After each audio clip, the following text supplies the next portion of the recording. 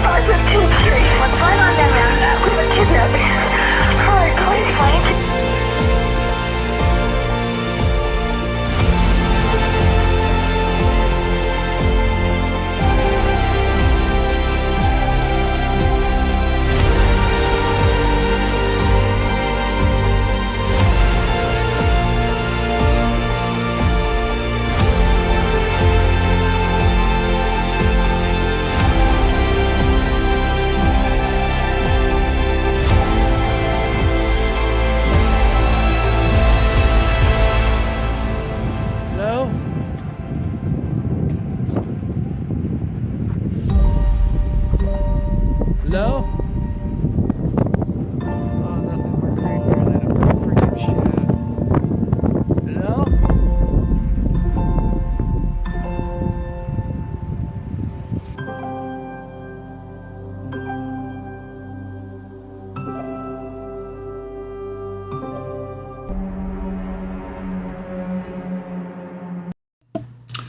What's up, everybody? Welcome to the show. I am Chris with Monsters Under Our Bed. I cover murder, mystery to the paranormal. And today's live show is sponsored by My Patriot Supply. So I'm going to quickly play their ad and then we'll get into today's show. Mob crew and friends, are you prepared for the widespread food shortages ahead? Farmers have been warning us for months, but are we listening? They say it's beyond their control, especially with the fertilizer crisis. Bottom line, food shortages will be a harsh reality very soon. That's why you should get ready now with emergency food from My Patriot Supply. And good news, today you'll save 20% on their 3-month food kit. These kits provide delicious, easy-to-make breakfasts, lunch, dinner, snacks, drinks for one person for 3 solid months. Get one for each member of your family while you're able to save 20% during this timely sale. Remember, My Patriot Supply is the nation's largest preparedness company with millions of families already protected. These 3-month food kits, which average 2,000 calories a day, are in stock and ready to go. Your order ships fast and free and arrives in unmarked boxes. Go to preparewithwww.preparewiththemobcrew.com. Those who know what's coming are already prepared. Are you? Prepare with www.preparewiththemobcrew.com. Thank you so much. All right, awesome. Okay, and thank you so much to My Patriot Supply for sponsoring today's live show. So, if you guys can hear me, can you put a 1 in the chat? I've been adjusting some things to make sure you guys can hear me okay. Still trying to get my lighting just right, but I'm thinking I'm getting the camera a little bit better. I don't look as red, so that's great.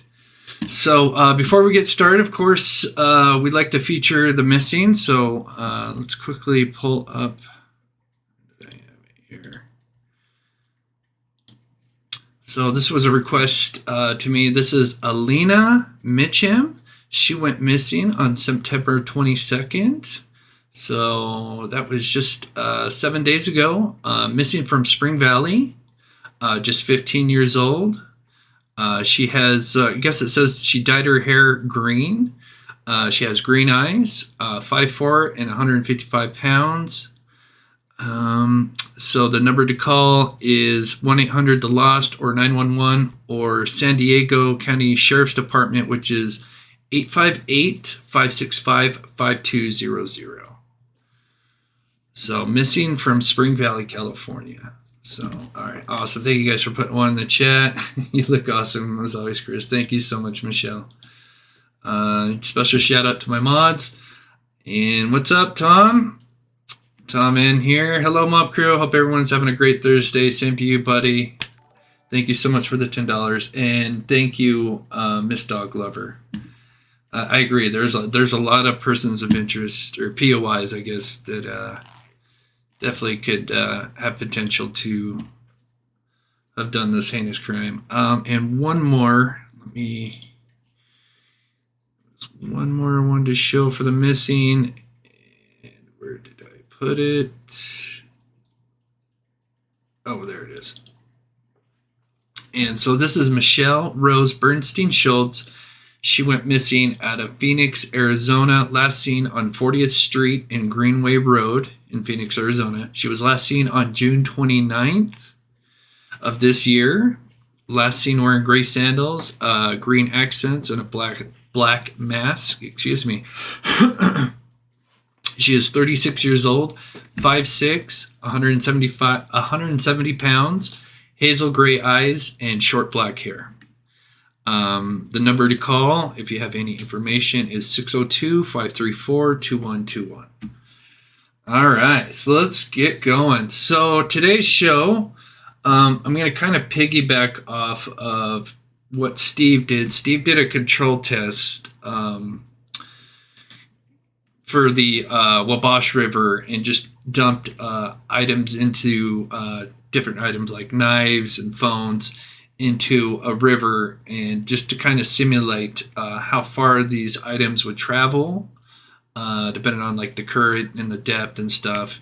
And so he did an amazing job. I've got a link to his channel in the description, and I'm sure my mods will be more than happy to put his link in the chat as well. But I guess before we get started, I guess I'll just quickly do a quick rundown of the timeline, because I get emails almost every day now, just new people that are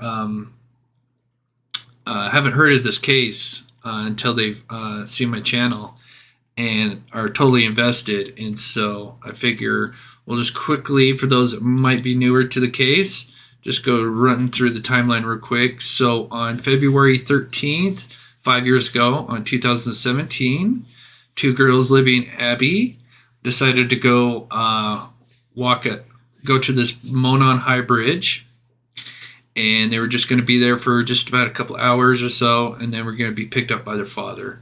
They were dropped off at about 1:40, I believe, by the older sister Kelsey, and then the father was going to pick them up in an hour or so. When they did not make the rendezvous, when the father showed up, he went looking for him, couldn't find him. Then they ended up doing a search party that day. They couldn't find him. Resumed the search party the next day, and sadly the girls would be found the next day brutally murdered. And then since then, it has gone unsolved for over 5 years now. And they do have video and audio evidence of the main suspect, who we call BG, which is this guy here. We do have a 1 second clip that's on repeat where it just shows him walking. And then we do also have some audio where he says, "Guys down the hill." So, and then if you didn't catch my live yesterday, I basically did a whole rundown of basically, because right now Kegan Kline is in jail. He's facing 30 charges of CSAM, CP, just terrible stuff. And his basically his trial has been pushed back. And how he's connected in this is he was talking to underage girls, and it just happened to be that he was actually first talking with Libby's friend, and then supposedly talking with Libby the day of the murder. So they believe that there's a great possibility that the girls were catfished to go into the bridge. And Kegan Kline plays some part in this somehow. And so, during the time of the murders, he lived in Peru, Indiana. And 6 minutes from Peru, Indiana, is this Wabash River, which is the Kiely Bridge, which is this bridge here, which is 6 minutes from his home during the time of the murders. And they went out there. So let me pull it up here. There we go.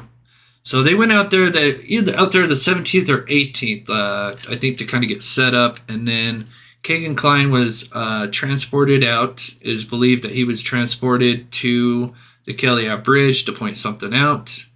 And then since then, they've been searching during the weekdays.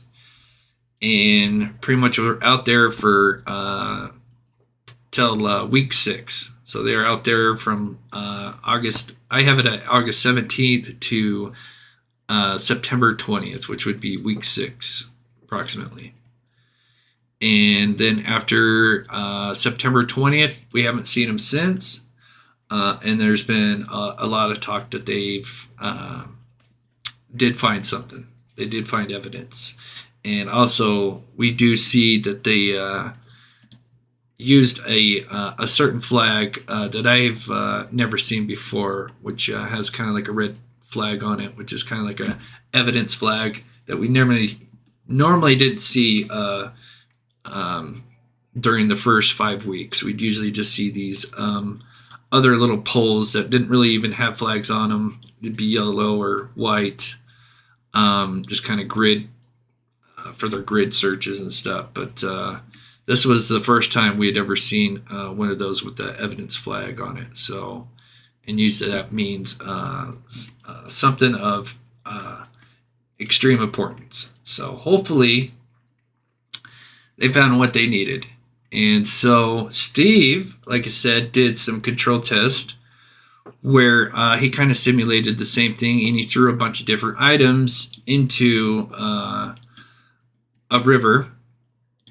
And so here's what he threw in a river. So he threw a steak knife at 9 inches. He threw a medium knife at 11.5 inches. He threw a butcher knife, which is 14 inches, fillet knife, and then a fillet knife with the sheath, a hunting knife, and a hunting knife with the sheath on, and then also a phone. And so, which was awesome. And then he, of course, he weighed them. So we got the weight and everything here. And then he also went to a river and chucked these items at different speeds. So you got 8 miles per hour, 6 miles per hour, 4 miles per hour, and 2 miles per hour. And then he would see how far the item would travel. And so you can kind of see his results here from 8 miles an hour, like a steak knife. It traveled 86 feet before it rested. And it took about 7.3 seconds from it landing to the water till it rested in the riverbed. And so it looks like the phone went the furthest distance. So it seems like a phone would travel the furthest. I don't know if it's maybe a mixture between the weight and the design of it itself. It seems like the hunting knife and the steak knife didn't travel as far. And then the medium fillet knife, butcher knife, they kind of traveled approximately 150 feet at the 8 miles per hour toss. So, yeah, this experiment was well done. And like I said, shout out to him. Checking the chat, just saw something, and yeah, he did an amazing demo. So I kind of wanted to piggyback off that just a little bit. Hey, there he is. What's up, Steve? Glad to have you in here. Sometimes I think I'm not sure. If you're going live, let me know. I'm going to try to wrap this up as quick as I can. So I, of course, got a metal detector. And, of course, we've been seeing them out there with metal detectors and stuff. And I thought it would be interesting to see what it'd be like to put like items in water and see how the distance between where it would actually get a signal with these different items that are made out of different metals. What I tried to focus on my test was different items that had different types of metals, so like stainless steel, obviously, which would be your typical knives. Your phone has all sorts of different metals, which it's got some interesting results. So basically, the big question is what's going to be easier to find, a phone or something like a knife? And I do have that answer as far as when it comes to metal detection. And it really just comes down to what's, and I am definitely no metal expert, but I definitely have learned a lot in the last 12 hours. Just kind of looking and seeing what's in all these things that I've tested. So quickly, just to show Steve's what he did, and then we'll jump to what I did, and just kind of give you a better idea. So here is the Wabash River. Now, unfortunately, I can't. We'll see. I'll show you the line. So I had to kind of take the line out a little bit because for some reason the picture it curves the line and it's not straight. So I have to kind of put it out a little bit here. So anyway, what's interesting is the phone, which does, I think if we look at it, the weight is actually one of the heavier objects, but it's still traveled the furthest, which is that is 8 miles per hour. Let me do this real quick. So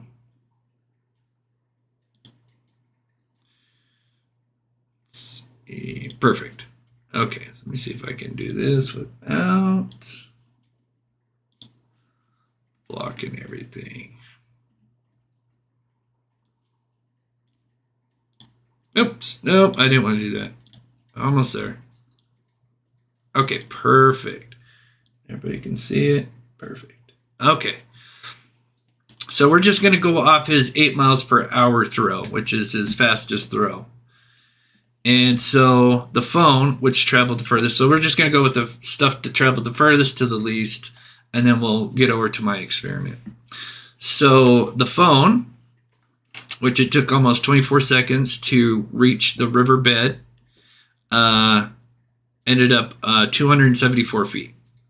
So this is kind of what it would look like. Like I said, I had to kind of space it out a little bit for some reason. If you put the line any back further towards the bridge, it like curves it and it's not accurate. So we got to kind of keep that in mind. So then the next furthest was the fillet knife, which traveled at went 154 feet. Then the thing that went the next furthest would be the butcher knife, and that traveled 151 feet. And then we have the medium knife, which was, I think, 143. So 143 feet. And we got our steak knife, which is weighs a lot less, only went 86 feet. And then our hunting knife, which traveled 76 feet. So here is a look at all the different things that Steve tossed in and how far. Oh, river flow was 8 miles per hour. Oh, is that what it is? Okay, gotcha. All right, perfect. Okay. I guess I should have watched the entire video. Sorry, Steve. All right, so glad he can clear that up. I thought that was the toss. Gotcha. Okay, so we're going at the fastest speed, so 8 miles per hour. Okay, glad he cleared that up. Glad you're here, Steve. So with the river going at 8 miles per hour, these are what we're looking at. So the phone obviously traveled the furthest, then the fillet knife, butcher knife, medium knife, steak knife, and the hunting knife. And some of these are a little interesting because let's pull up the weights here.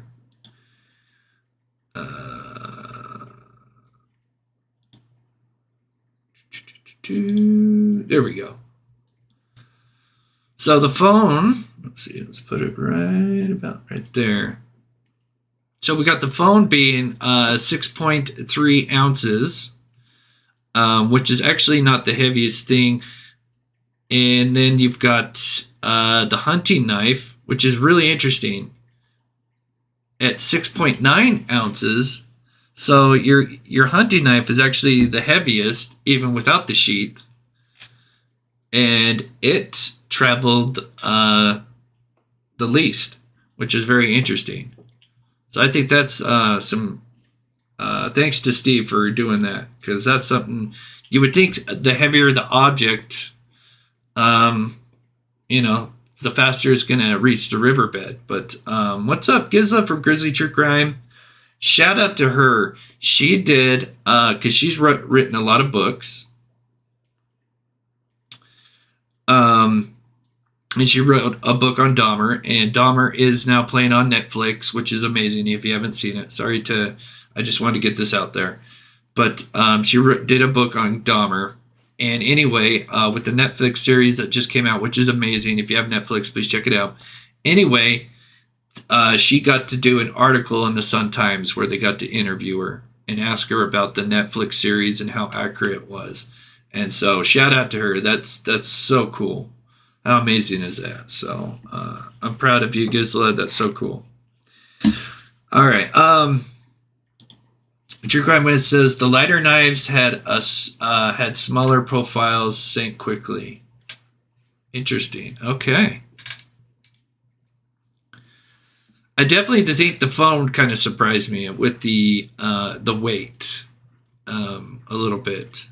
Surprised that it went so far. And of course, he did this with different speeds of the river, and they still kind of averaged out the same. So the phone still ended up going. Let's see if we looked back at. So now I see what's. So we see the phone always traveled pretty much the furthest, even though it's not the heaviest object. So that's pretty interesting. That is some very interesting results. Something I never would have guessed. And so anyway, now to my test, just to kind of piggyback off his. So like I said, I got a metal detector, and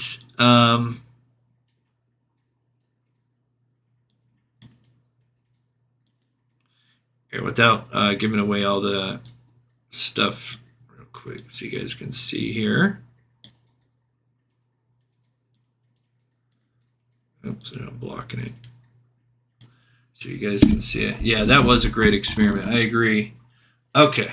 Let me get Steve's comment out there real quick. Let me get yours, Melissa. That was a great experiment. Yes, that was. Shout out to him. He does stuff like that all the time. He's amazing. And thank you so much for the $5. Steve says the phone feathered side to side. Oh, interesting.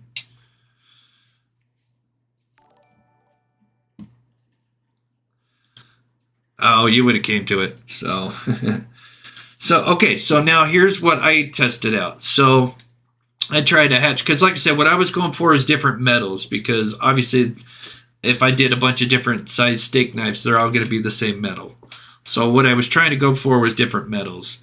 And really the big thing is phone versus like a knife. And it's very interesting results. So I tested out a hatchet, which is just regular steel. I tried a hunting knife that is sheathed, which is stainless steel.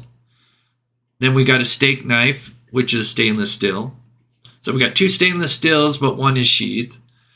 What's up, Emo Jim? Hi, Chris. On my lunch break watching your live. Great work you do. Thanks, Emo Jim. You're awesome. Thank you so much for the $10 and your support, buddy. You're awesome. Then we did a cell phone battery, which has got all sorts of different metals that the metal detector loves, which is cobalt, nickel, magnesium, iron, and some other stuff. But the main ones are cobalt and nickel. So I don't have a gun with me. So this one was this is not the best experiment with the gun, but I did kind of wrap it up with some carbon steel wire. So I have basically a spray nozzle, we'll call it /gun, which is I've got brass, zinc, alloy, and carbon steel wire wrapped around it. So kind of like a few metals that a gun has. And then we have the cell phone. without the battery, which has got gold, copper, silver, platinum, tungsten, and a few others. But those are the big ones. So, so anyway, like I said, I wanted to try out all the different metals and see how they, kind of responded. So just to let you know, my metal detector that I have is like an $80 metal detector. It's like the Walmart version of the metal detector. So I kind of looked up, like, what's the difference between like a $50 or $80 metal detector versus your $400. And honestly, it's not much. It's not really, doesn't have anything to do with the metal, the actual thing that the scanner itself. It's really what's on the controls itself. Tom, man, work called. I'll have to rewind. Catch you later. All right, buddy. Thanks so much, Tom, man. Thank you so much for the $20, buddy. So, with the difference between a cheap and expensive metal detector, really it just comes down to more options on the HUD itself. Basically, it'll tell you what kind of metals that it's looking up, and there's some other options. But for the most part, there was a video a guy did where he took an $80 versus a $400, and they both scanned the same distance. Now, I'm sure with law enforcement, I'm sure maybe with theirs, they might have something that's even better in mind. But we'll just kind of go off what I've got. And so here we go. 2018 that I found. So, should have about the same components. Metal detector is only as good as the person using it. Actually, for someone that's not experienced in metal detectors, I agree. We've got just a basic metal detector. And first we're going to try each one. So the first test I did, but I'm going to skip past this really because is I was just testing them without the putting them in water just to kind of give a baseline. And I'll show you that baseline, but we'll kind of get to the water itself. Okay, so here's me putting a hatchet, which is just regular steel, not stainless steel, just steel. Yes, need to know. Yeah, it's so true.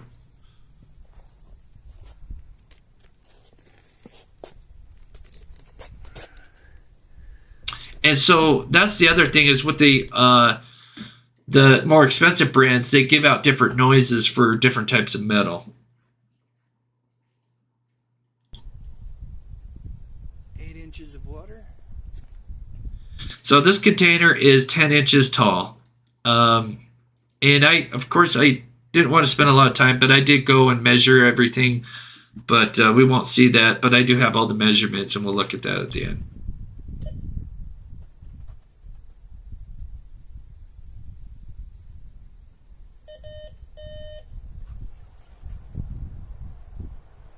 So basically, a steel hatchet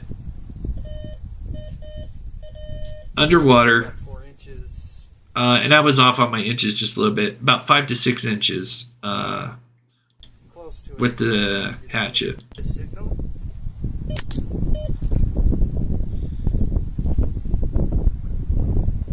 I think a stainless steel is probably the least potent as far as getting a signal from the metal detector. I mean, it wasn't far off. About 2 to 3 inches to get a signal from. So that's about 3 to 4. Still nice. Like I said, I did this. This is just a fast run. I did a bunch of this when I measured it off camera. I just kind of wanted to give you guys the fast version of it. That does come with a flint in it. But I think the most interesting thing is the signal coming from a cell phone. Knife from just from a block. So your basic stainless steel.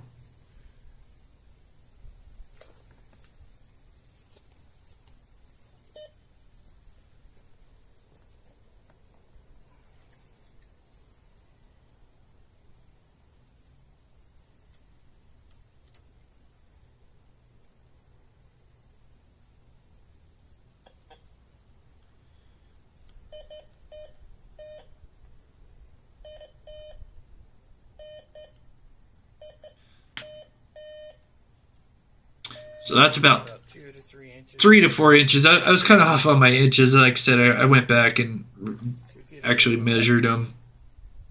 From a knife like that. I was just eyeballing the inches. That's close. Cell phone battery. Thanks so much, Melissa, for the $2.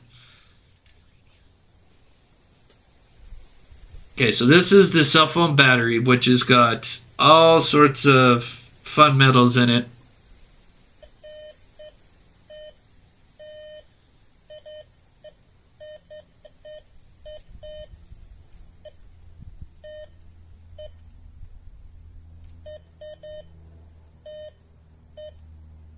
About 5.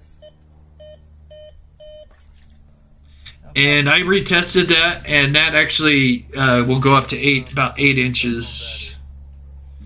And we'll double check that.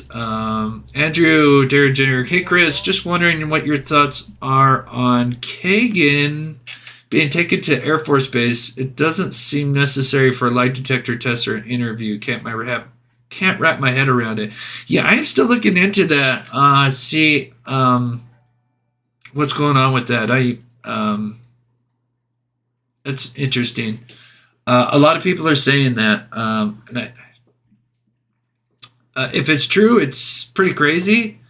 That's the thing, is I don't know. I mean, there's the people that talk about it are pretty credible.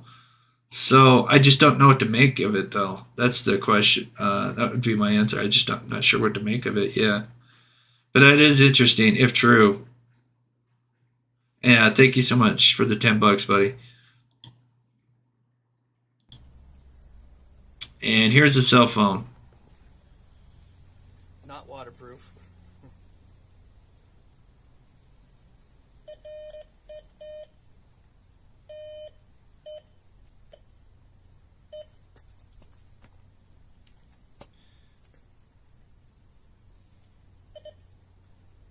And basically, You can almost get a signal without even.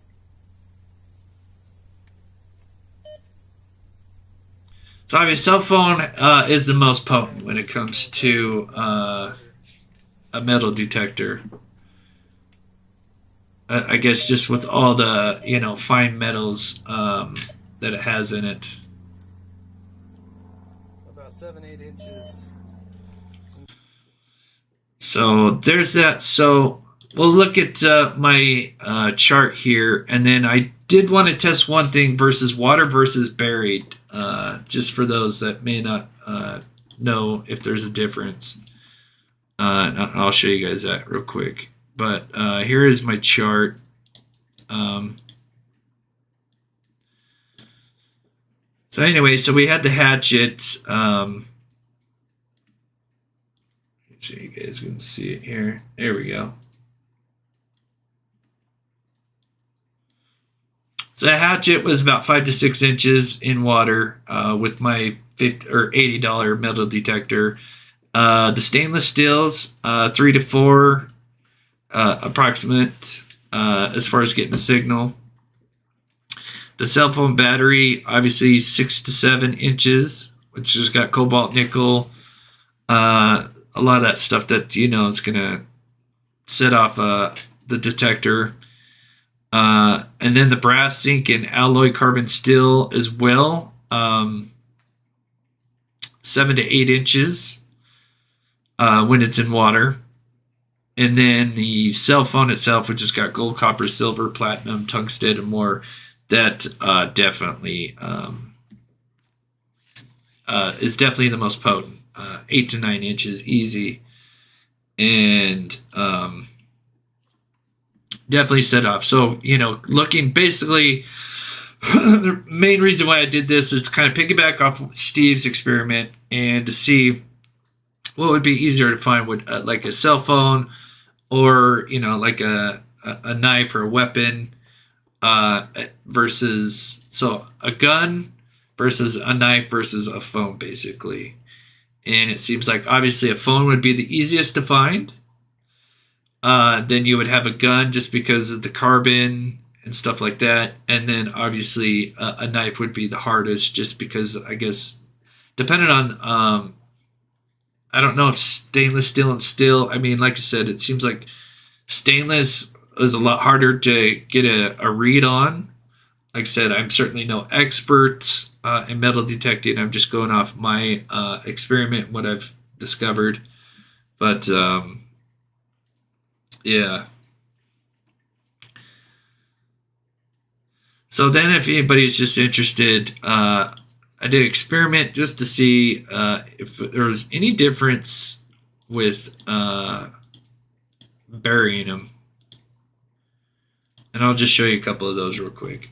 And we'll see the end results. But I've never had a metal detector before. This is the first time having a metal detector. I've never really, well, always wanted one. And I thought before I go buy an expensive one, just see what an $80 one would do. And I talked to some people, and they said an $80 one would do pretty much the same as a higher end one. The only difference is you just got more options. It, like, the higher end ones tell you like what the metal is that you're scanning for, and I think you can actually kind of tune them to that metal, which is kind of cool. But you're basically $80 one just has got a couple of switches on it. That's it.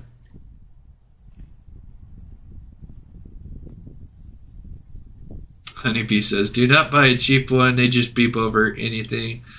The one I've got, it's called a Bounty Hunter. I think, is that the brand name? It's the Bounty Hunter 4. Anyway, it's like $80 or $90. And it does pretty good. So anyway, I just buried the fillet knife that's sheathed, and had trouble trying to get a reading at about 5 inches. Just barely get a signal. Like, if you got the headphones in, you'd probably just barely hear it kind of go off a little bit. And then I just want to show you the best I can. So for the most part, the items were at the same distance. I don't think dirt really 7 inches, just like the water. Changes anything. Cell phone charger, 4 inches.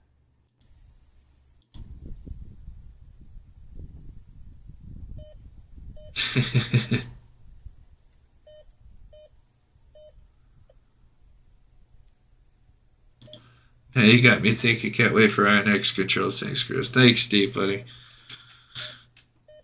So anyway, I just wanted to show you guys who may not have used metal detector. It's pretty much the same. Dirt, water. I don't know. I almost felt like water almost acts like a conductor. I don't know. It's something I was kind of curious about. But other than that, you pretty much get the...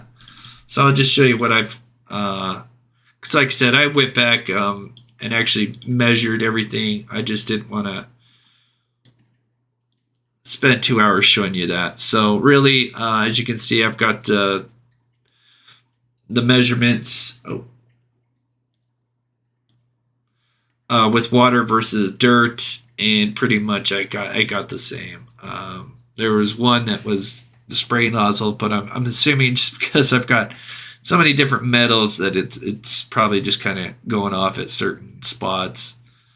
But for the most part, it seems like I got the same exact readings, which is something I didn't know, because like I said, I've never had a metal detector, so it was kind of interesting. So like I said, the main reason why I wanted to do this experiment is just to show you guys the difference and what would be easier to find, versus phone, gun, knife. And obviously phone with the gold, copper, silver, platinum, all those fancy metals that are in a cell phone are going to be easier to detect, especially the one thing I didn't try is the cell phone with the battery, and I'm sure that would have probably set it off just as much. But I wanted to do them separate just to kind of see, because I know they've got unique metals in them. So anyway, so just in a nutshell, a knife would be harder to find than a phone. A phone shouldn't be too hard to find, and that's at 8 to 9 inches with the phone. And then you're looking at about somewhere around 4 to 6, and that's just with my version. I'm sure maybe theirs is a little bit more advanced. I mean, I know they're more advanced. I don't know as far as the detection wise how much more, maybe an inch or two. So just going back and looking at everything. So what I found kind of interesting with Steve's little experiment is that so that first week they were out there, they kind of focused, and this is just approximate. Obviously they were on this. So this is the north side. So we got north, south, east, west. But it seemed like week 1 and 2 was kind of the main spot was this area here, even though we did see him on the south a bit. Then, so week 2, we kind of got him moving more under the nickel plate, or excuse me, the Kiely bridge. Then week 3, let me get rid of a couple of these real quick here. Oops, that's not the ones.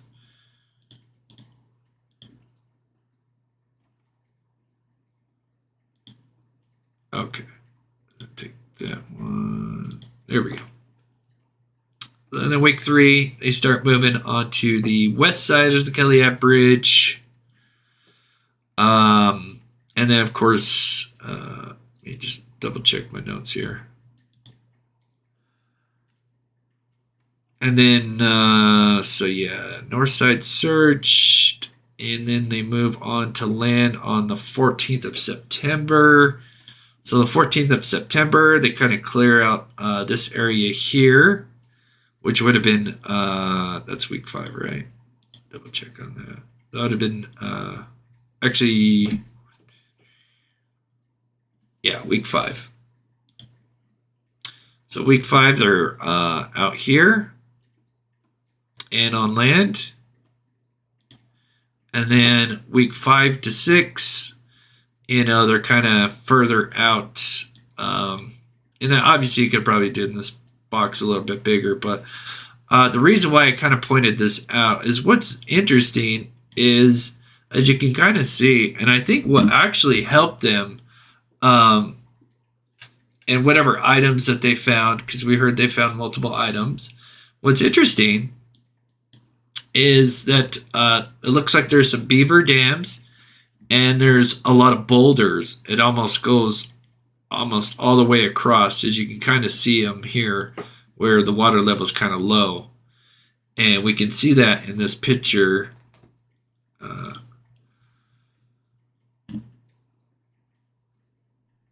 see, where is it? This one. There's one of them.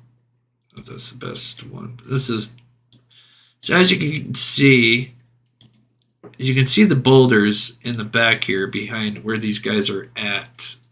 Pretty big boulders. And wouldn't be surprised if, we heard one of the locals talking about, there were some beaver dams that were around that area, which would be so crazy if this all is connected to Delphi, and they did find these items, and they did find them close to where this beaver dam or these boulders were, which acts like a barrier to stop stuff. Be kind of wild that, these beavers helped bring BG down. That'd be kind of crazy.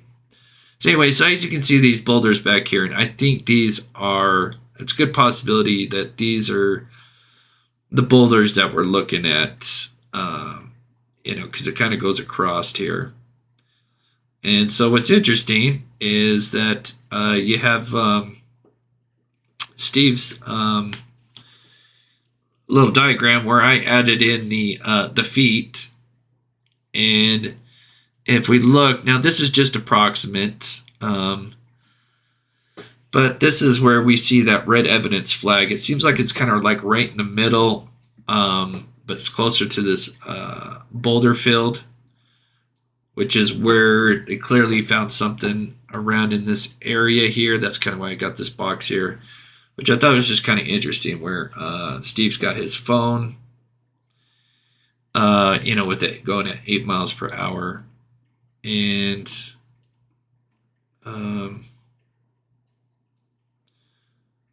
oh, that's a better look at it.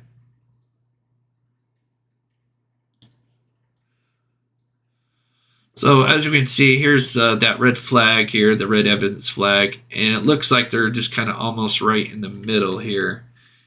And I think if we play the let's see, where is it?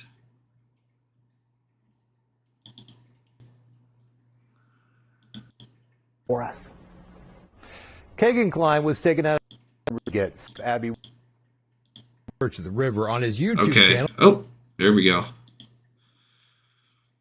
So there's a perfect look at it. So we can see this green, sandbar.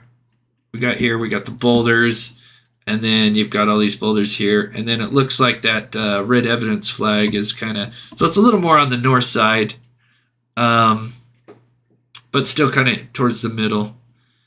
But you can kind of see it's out there. It's probably a little harder for you guys, but it definitely looks like there's a good possibility that these boulders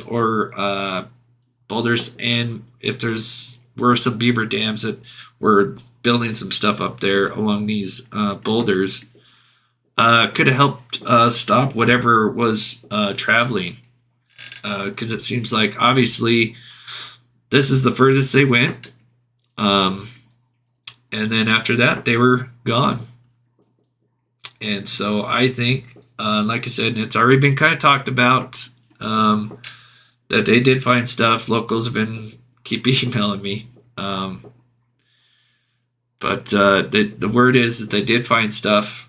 And the one thing I do want to point out is, obviously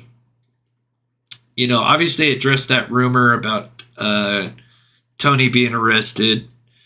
What I thought was interesting is that, if they were going to address a rumor, obviously they know that we've been talking, even the news has been covering it, that people have been associating this search with the Delphi murders.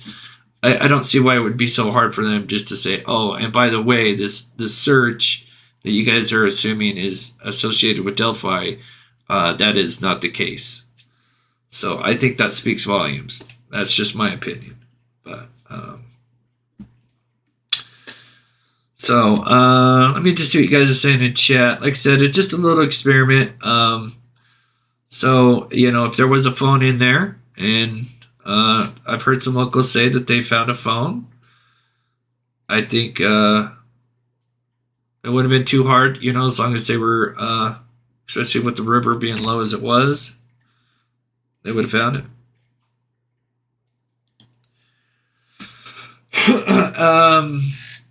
Yeah. Oh yeah. Yes, I have. I'll be honest. I mean, I don't know. I think that's a stretch, but I know that's a lot of people's popular POI. Excuse me. Tracy Carter said we'd be surprised who the murderer is. I think that's true. Where did the info on the objects come from? So are you talking about the control test? Let me close these real quick. So these ones came from me, obviously. If you're asking about these tests, like the weight and the distance, that comes from Steve, True Crime Web. And I got a link to his channel down in the description, and my mods, I'll be happy to put his link to his channel.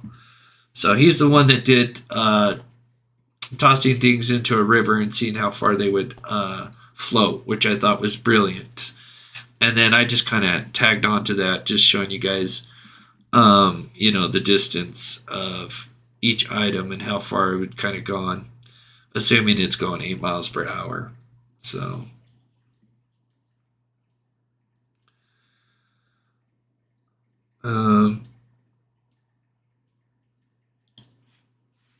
yeah, I used to search the riverbanks here. They probably ran across a lot of guards. Yeah, you could see it. They did. They had like a lot of metal like put off to the side. Yeah, I'm sure it took a while. Hey, Miss Stewie, good to see you. Then one more thing. Oh, I know. I wanted to address one more thing.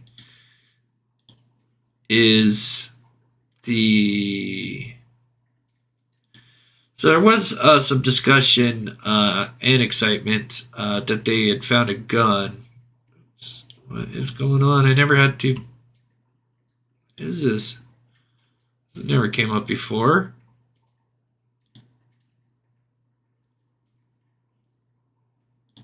Let me try that again.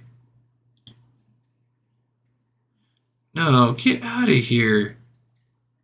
Oh. Oh, that's so dumb. They must have just put that up there. Let me try it one more time. Oh, that's so dumb. Oh, I think I can still kind of read it. Anyway, so there was a gun found in, I believe, 2019 in the Wabash River.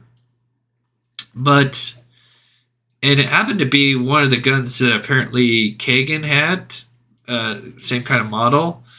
But in this article, now that I can't read because which this never popped up before, which really makes me mad. Yeah, I can't read it. Anyway, they talk about that gun was actually used in a shooting of some not kids, but like young men. And that was in, let me see, what was the date of it? See if I can see it. October 22nd, which I think was 2019. They say it was this guy, Daniel Jacob Case, who was 22, and he was charged for shooting a couple of individuals. Oh, yeah, it was a couple of juveniles. And they said that's what that gun was used in. So, because I've seen that kind of on Reddit, that they found a gun along with the other things, but I don't think that gun was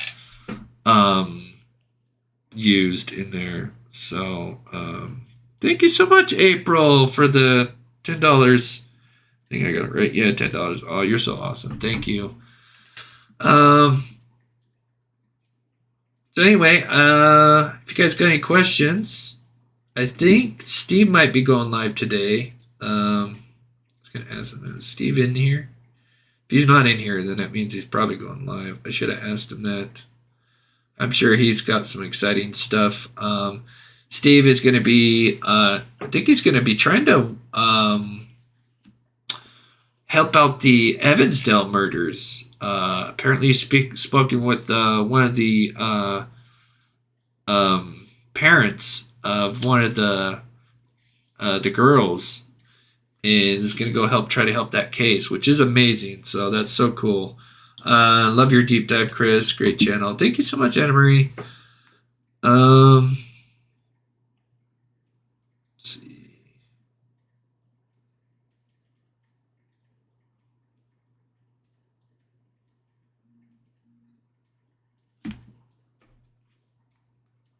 Okay, so he's going live in 20 minutes. Okay, cool.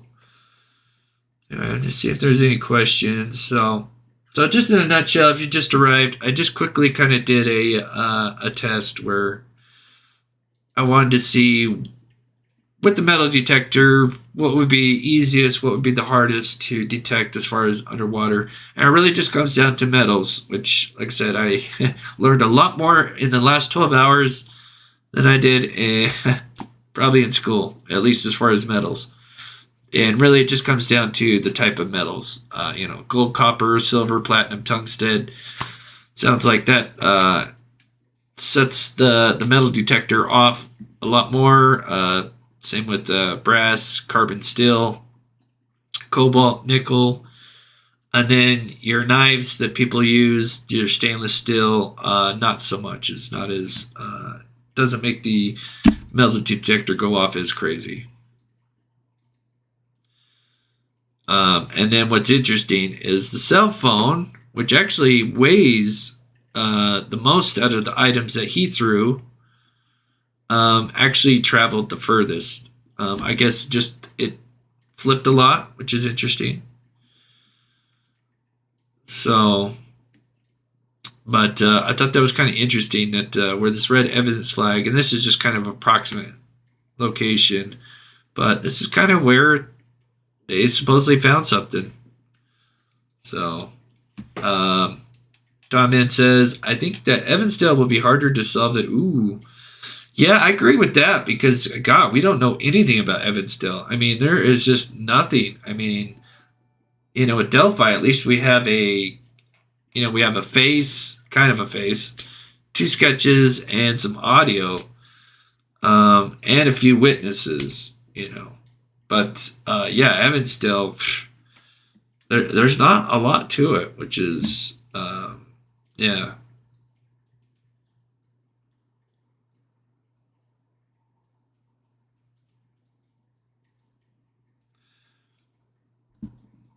Freedom note. Need a headphone warning. Laugh out loud. Oh, is it loud on my end? Oh, I can turn it down a little bit. Freedom note. Okay, I turned it down a little bit, Queen. I might have turned up my volume just a little bit this last time, so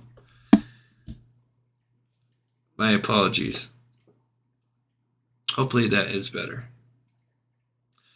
You did a good job. Found some interesting information. Yeah, it's not a lot. Just thought it was interesting to kind of piggyback off what Steve did. Like I said, right now I think it's just it's a waiting game. I can't say too much, but if you followed me, you guys know that I like to stick with facts, and I wouldn't lie to you guys. And from what I've heard, it sounds like things are happening.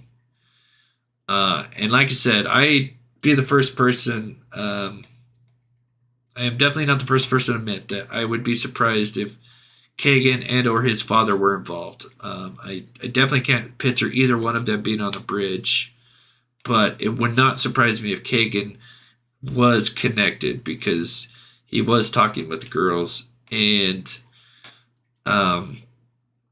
I'm sure, he was selling that stuff that, he was collecting, and probably met some really bad people that would fall along the lines of a BG guy, And so whether it's his father or a family member or just somebody he met. But before I cut this short, I just want to say, there was actually, I do want to show what Travis Trexler looked like when he got arrested. Oops.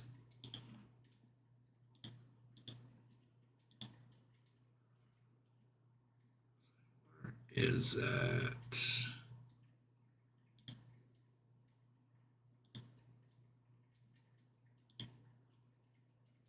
Oh, where'd it go?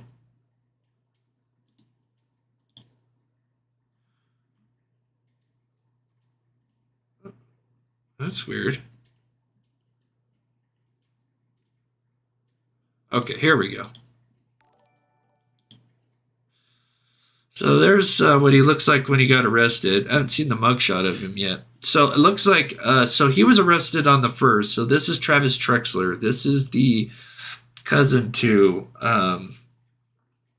Tony and Kegan. And he was arrested on September 1st, which was interesting. Kind of the timing is really interesting because he was arrested right when they were in the middle of searching this Wabash River. It makes me wonder, did they need to bring him in for some questioning? Maybe there's some, could he be involved somehow? What's up, Emo? Hey, Chris, got to go back to fixing cars. Great work on your experiments. See you later. Thanks so much for the $5, Emo Jim. You're so awesome, buddy. Thank you. So yeah, apparently he spent 8 days in county. We'll just read it. So Travis Trexler, a cousin of alleged Snapchat catfish and child predator Kegan Kline, was arrested in Wabash County, Indiana, at the beginning of September on DUI charges. So he had some outstanding DUI charges that he had over a year ago. So it's just kind of interesting that he would have been arrested. You know, they could have arrested him, last year, earlier this year. Coincidence that they would pick him up right in the middle of everything going on. So he was held in custody for a week. So Trexler was held in custody for a week in place of a $1,200 bond. He was released on September 8th, court records show. Spokesperson for Wabash County Jail declined to provide additional information when contacted by the U.S. Sun, but said the arrest was unrelated to the probe into the Delphi probe. Okay, weird choice of words. The site of 2017 double murder of which Trexler's cousin, but not Trexler himself, has been linked by prosecutors. An attorney listed for Trexler has not yet responded to a request for a comment. Trexler has prior DUI infractions to his name, police records show. The 38-year-old was arrested in September 2015 on a warrant for operating a vehicle while intoxication. He also was charged with similar offenses in 2021. Yeah, he's got a lot of... He doesn't have any really bad history. He's just got a lot of car, driving without a seatbelt, DUIs, more driving without a seatbelt. So a lot of traffic violations. Other than that, he doesn't really have like a bad history. News of Trexler's arrest comes as ISP announced they concluded a 6-week-long search along the Wabash River in Peru, which is believed to be linked to the 2017 murders of best friends Abby and Libby. State police have refused to disclose what they were searching for or may have found. However, it's believed the extensive operation is connected to Trexler's cousin, Kegan Kline. Kline, who's 27, has been named publicly as a suspect in Delphi Murders, but he's alleged to have been in contact with Libby the night before she was killed, police documents show. According to prosecutors, Kline used a bogus social media profile with the username Anthony Shots to contact and get, bad stuff from girls. The search of the Wabash began around August 19th when they were coming through the shallow waters with metal detectors and scuba gear. The river is roughly 40 miles from where Libby and Abby were killed and 2 miles from Kline's family home. ISP confirmed to Wish TV on Wednesday afternoon that the search ended after 6 weeks. An attorney for Kline decided to comment. An attorney for Kline declined to comment on the announcement. The police have refused to comment on whether the river search is related to Kline or the Delphi murders. Sources close to the investigation indicated Murder Sheet podcast that it is. According to court papers, Kline was temporarily moved from custody of his local authorities and into the hands of ISP, the lead investigators in the Delphi murders, and around the same time the river search began.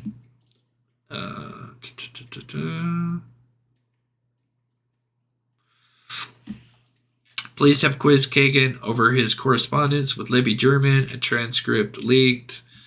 The Peru home he shared with his father, Tony Kline, was raided 12 days after Libby and Abby were found dead. So we kind of went over that yesterday. I kind of went over just how they first looked at the Klines, when did they first look into the Klines, and how I think they've kind of came full circle, and now they're back onto the Klines. There's another picture of Travis.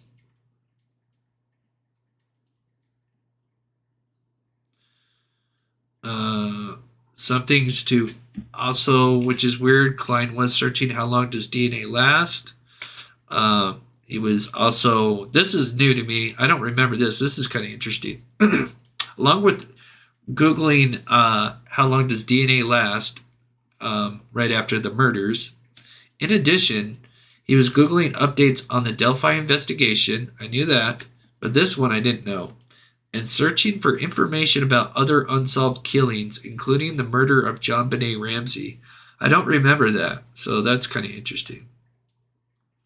And then also the transcript shows that he also failed the polygraph test about his knowledge of the Delphi case, which I thought speaks volumes.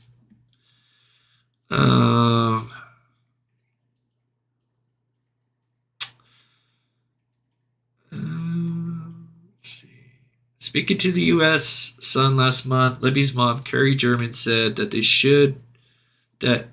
should the search along the Wabash be related to her daughter's murder, she hoped Kline isn't leading cops on a wild goose chase. If he was leading us on another wild goose chase, then that would be gut wrenching. Agree.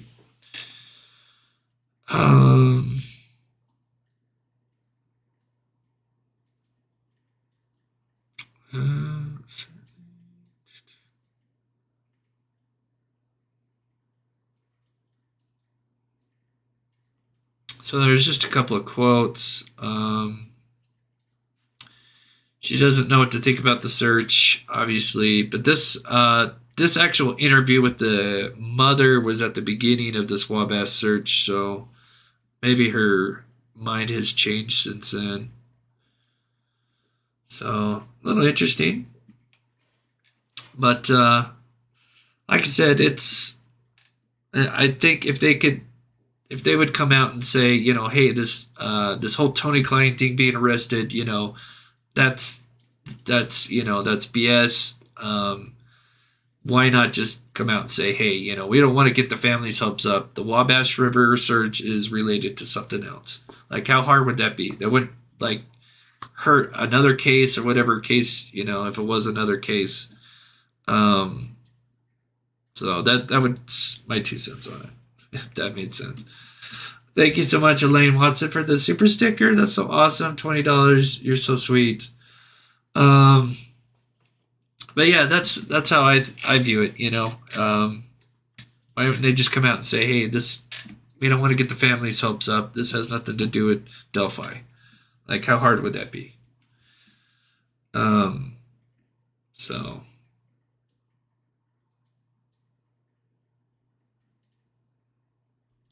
Oh, that's a good question. I think that's a great question. Don't you think the FBI crime lab would prioritize any possible weapons from Delphi? How long does that process usually take?